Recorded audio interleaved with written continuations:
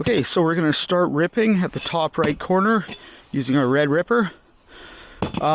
We always start at the back side of the house, move towards the front. So you start on the back pitch, move your way around towards the bin. That way when you're hauling stuff to the bin, you're not walking across the stuff you just swept, just cleaned, and then getting it dirty again.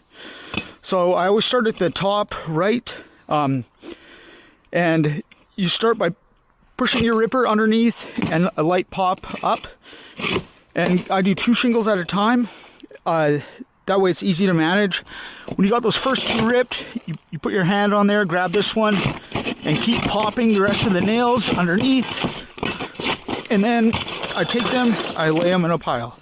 You go the next 2, go all the way across. Sometimes you won't get the nails, you just pop them after.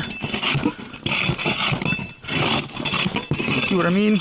Once you get down to the bottom 3, bottom 4, whatever you're comfortable with, turn around, pop them out. Again, put them in your nice pile, that way you can run them later easy.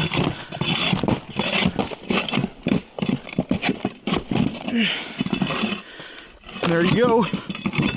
Once you pull all the nails, you'll have a nice clean deck. Then sweep it, blow it off, make sure you don't have any rot or any other issues with the deck.